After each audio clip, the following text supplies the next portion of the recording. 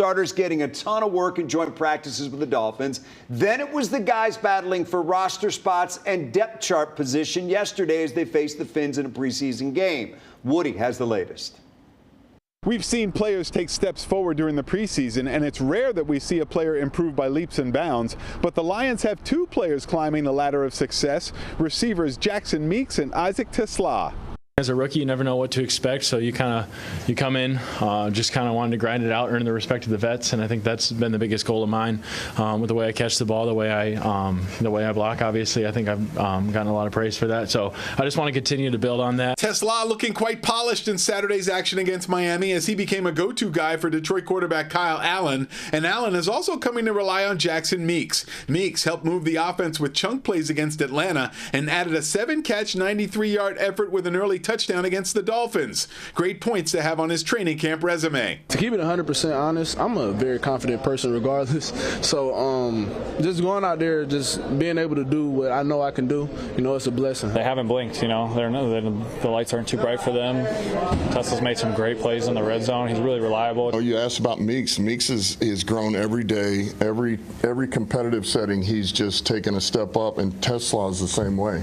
TeSlaa is just continuing to grow and get more comfortable. Every time those happen, you gain trust in those players. And there may be similar situations on the defensive side of the ball. Eric Hallett was noticeable in passing situations, and it was also good to see linebackers in the mix, like former Wayne State product Anthony Pittman and Isaac Ukwu getting home on a sack in the second quarter. I just wanted to make it so that even on the plays where I'm not getting a sack, or even if the ball is going away from me, that I can look at that play and show okay, I was on my stuff and locked in. Detroit is back on the practice field on Monday. With the Lions, Woody Woodruff, Fox 2 Sports. All right, Woody, thank you. A lot of different places for your eye to go in this game and in the joint practices this week. I think in the game, a lot of us were locked into the quarterback situation to see what was going to happen with the backup. Could Kyle Allen stack another good performance? Answer, yes. Would Hendon Hooker bounce back? Answer, not really in this game. Yeah, look, two things are true of Hendon Hooker.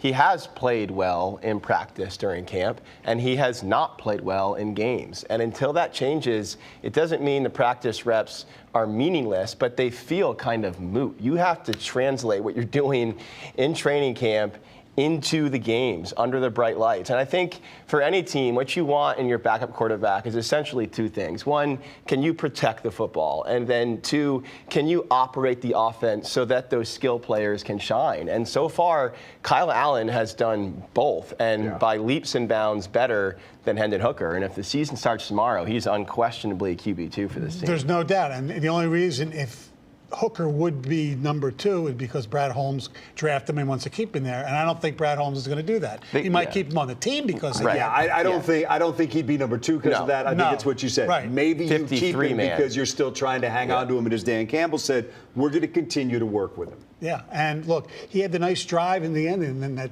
guy made a really nice play. Yeah. But still, it was a really nice play. Yeah. 9 out of 10 times that ball gets knocked down. That dude snatched it. Yeah, that's a roster making play. That dude was like, I'm on the team now. they're not cutting me. That was impressive. But Allen's been impressive too, and he's done it with the third team offense. He's done it with the second team offense, and I don't mean to. And he has experience, and that shines through when you're operating what he calls this very dense offense with so much to make sense of and so many checks to make. You can tell he's more comfortable in that environment than Hooker is. You heard Coach discussing there a couple of rookie receivers, and really there's 3 rookie receivers that I think. Say it 3 times fast. Rookie receivers that bring about conversation when you talk about this roster, and that's the 2 draft picks in TeSlaa and Lovett, and then that's Jackson Meeks, all of whom have made a case in different ways to make this team. Question is, do you have room for 7 receivers on this team? And who do you risk trying to get through if you don't? Yeah. The only one you'd risk maybe is Lovett, because I think Meeks would get picked up number 1. Yeah. Not that Lovett wouldn't, but he hasn't shown as much as Meeks. And the reason you keep 7 is because Lovett's going to play special teams. Right. And, who knows with the situation with Tim Patrick. He's still injured a little bit. So. Yeah, you wonder if he's injured to the point that they would consider putting him on PUP to begin the season. Does that open a spot in the receivers room. But I agree. We were talking pre-show about Meeks. He has a physicality about him, like a real presence when you watch him on the field. He almost strikes the pose of a tight end sometimes. And he led the country last year in contested catches. And you can see that kind of strength when he's going up to make plays in the air. And look, man, when you go 3 catches, 78 yards, touchdown, and then you follow it up with 7 catches, 93 yards, touchdown, you're making a very strong statement to that coaching staff. All of which in the 2 games, it started with a drop. You bounced back Right, on that's that what I was gonna say. and just never blinked. Yeah. Yeah, I mean, his Yeah, never mentality, blinked. that's a great thing. Joint practices. Anything you took out of that, what you're looking for this week? Because it sounds like what Brad Holmes took out of it, what Dan Campbell took out of it was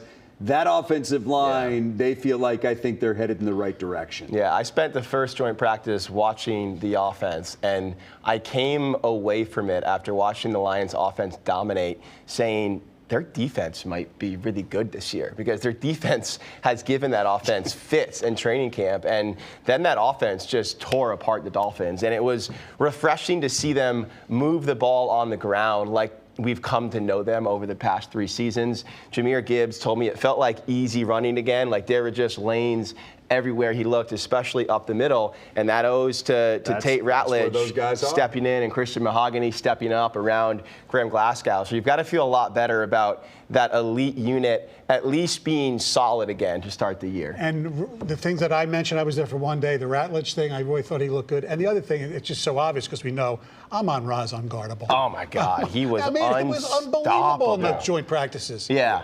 Yeah, the only guy who could guard him was maybe Amon-Ra himself. Yes. I mean, he was just insane on Wednesday. Yeah, it is funny. Dan Campbell was talking this week, and he said, you know what?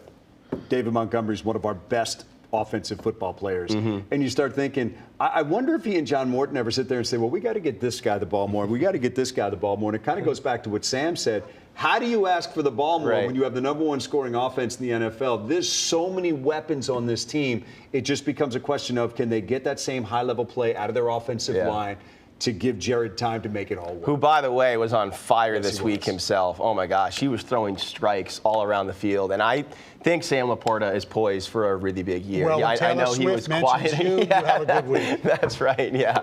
It all comes back to Tay. We will take a break. We'll come right back. Stoney will break down the Michigan situation. And Taylor Swift's next album. Exactly right. Stay with us.